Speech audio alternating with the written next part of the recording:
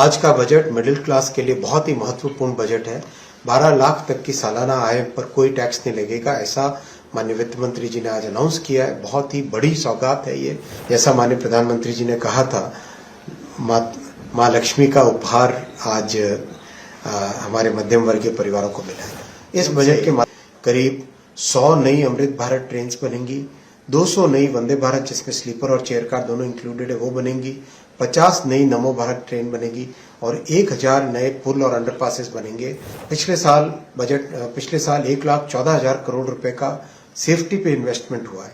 इस बजट में 1,16,000 करोड़ रुपए का सेफ्टी के ऊपर इन्वेस्टमेंट तय हुआ है। बजट आज मिडिल क्लास के लिए बहुत ही महत्वपूर्ण बजट है। 12 लाख तक की सालाना आय पर कोई टैक्स नहीं लगेगा, ऐसा माननीय वित्त मंत्री जी ने आज अनाउंस किया है। बहुत ही बड़ी सौगात है ये। इससे हमारे मध्यम वर्गीय परिवारों के घर के हाथ में पैसे ज्यादा बचेंगे, परिवार के लिए बेहतर सुविधाएं ले सकेंगे, घर खरीद सकेंगे।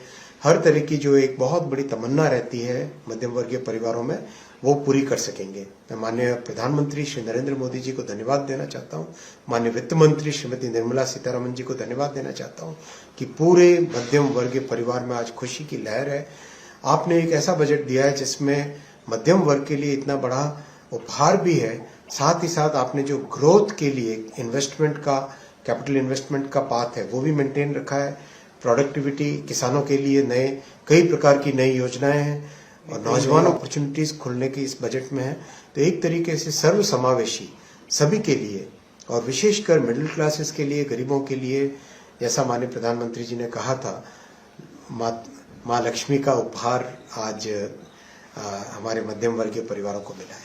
सर, अगर रेलवे सेक्टर की बात की जाए तो अगर आप ओवरऑल देखें तो रेलवे सेक्टर को क्या मिला और क्या खोया सर? रेलवे के लिए बहुत बड़ा बजट आज इसमें अप्रूव हुआ है। 2,52,000 करोड़ रुपए का कैपिटल एक्सपेंडिचर का बजट है। आप सब जानते हैं कि रेलवे को आगे बढ़ाने से हमारे गरीब और मध्यम वर्गीय परिवारों को सबसे ज्यादा सुविधा मिलती है। इसीलिए माननीय प्रधानमंत्री जी ने नए रेलवे लाइन बनाने पे जोर दिया, नए पुल बनाने पे, नए स्टेशन बनाने पे, नए तरह की ट्रेन लाने पे जोर दिया। इस बजट के माध्यम से करीब 100 नई अमृत भारत ट्रेन बनेंगी, 200 नई वंदे भारत जिसमें स्लीपर और चेयर कार दोनों इंक्लूडेड है वो बनेंगी, 50 नई नमो भारत ट्रेन बनेगी और 1000 नए पुल और अंडरपासेस बनेंगे।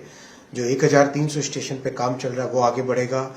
एक तरीके से रेलवे में एक जो कायाकल्प माननीय प्रधानमंत्री जी कर रहे हैं वो इस बजट से आगे बढ़ेगा। पिछले साल 1,14,000 करोड़ रुपए का सेफ्टी पे इन्वेस्टमेंट हुआ है। इस बजट में 1,16,000 करोड़ रुपए का सेफ्टी के ऊपर इन्वेस्टमेंट तय हुआ है, जो कि बहुत बड़ी बात है। नए प्रोजेक्ट 4,60,000 करोड़ के नए प्रोजेक्ट सैंक्शन हुए हैं इस बजट में, जो कि आगामी समय में रेलवे के लिए बहुत ही महत्वपूर्ण होगा और जन जन की भावना को, जन जन की सुविधाओं को इससे लाभ मिलेगा। सर, एक आर्टिफिशियल इंटेलिजेंस, डिजिटलाइजेशन को किस तरह से यूज में लेने वाले हैं? इलेक्ट्रॉनिक्स और आईटी के लिए बहुत बड़ा बजट में अनाउंसमेंट है, वो है इलेक्ट्रॉनिक्स कंपोनेंट मैन्युफैक्चरिंग का। इलेक्ट्रॉनिक्स कंपोनेंट मैन्युफैक्चरिंग में बहुत एक जरूरत है, क्योंकि आज फिनिश्ड प्रोडक्ट भारत में बनने लगा है। अब फिनिश्ड प्रोडक्ट के नीचे के जो कंपोनेंट्स हैं वो सब भारत में बने, वैसी माननीय प्रधानमंत्री जी की योजना है।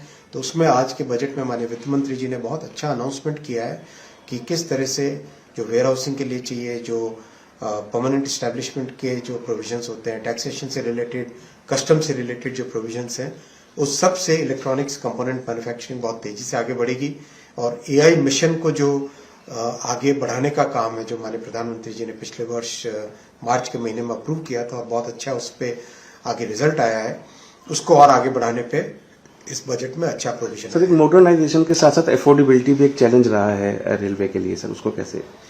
भारत की रेलवे में जो किराया है वो दुनिया का सबसे अफोर्डेबल किराया है और अब तक आप जानते हैं कि पिछले वर्ष तक तो करीब 60,000 करोड़ के आसपास की सब्सिडी पैसेंजर्स को दी जाती है।